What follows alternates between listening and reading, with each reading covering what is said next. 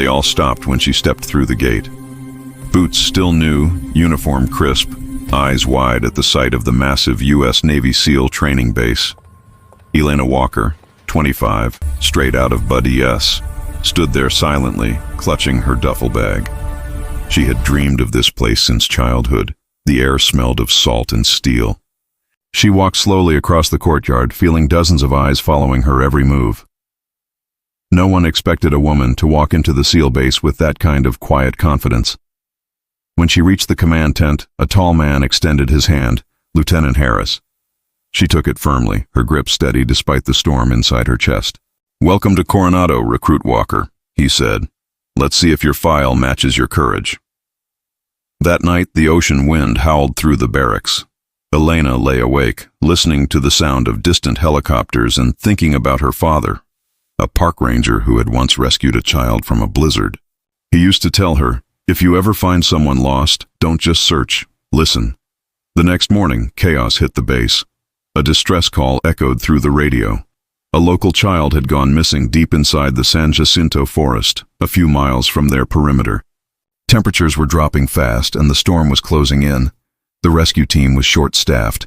Most SEALs were out on deployment. Lieutenant Harris looked at Elena. "You wanted a real mission, Walker? Congratulations, you just got it." They geared up in minutes. Elena followed 2 other SEALs through the muddy trails. The forest was thick, drenched, alive with shadows. Her heart pounded beneath her vest. This wasn't training anymore. Hours passed with no sign. The child's name was Evan, 6 years old, last seen near a broken wooden bridge. Elena crouched, examining footprints half buried under wet leaves. "He's small," she murmured. "He didn't go uphill. He followed the stream." The others doubted her, but she insisted. "Trust me." The current would make him feel safe, like a path. They followed her lead.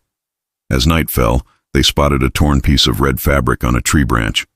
Her pulse spiked. Then, a faint sound, crying. Elena raised a fist, signaling silence. They moved carefully toward the noise. Beneath a fallen trunk, covered in mud and trembling, the boy looked up at her flashlight. "Hey, buddy," she whispered, kneeling. "You're safe now." The forest roared with wind and thunder. Elena wrapped her jacket around him and carried the boy in her arms as the rain poured down. Every step was heavier, every breath sharper. The radio crackled. "Storm's closing. You've got 10 minutes before exfil." She didn't stop. She couldn't. Her muscles screamed, her boots sank in mud, but she pressed on. When they reached the clearing, the helicopter's searchlight sliced through the darkness. The boy was unconscious, hypothermic. Elena held him tighter, shielding him from the rain. As the crew pulled them aboard, Lieutenant Harris looked at her, disbelief in his eyes. "Walker, you just saved a life on your first mission." Elena smiled faintly, exhausted, tears mixing with rain.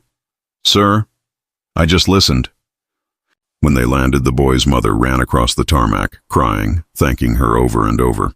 The other SEALs, once skeptical, stood silent, until Harris stepped forward, saluted her, and said quietly, "Welcome to the team, Navy SEAL Walker." The hangar erupted in applause. For the first time, she wasn't the new recruit. She was the one who brought someone home. Elena turned toward the stormy horizon, whispering to herself, "Dad, I did it."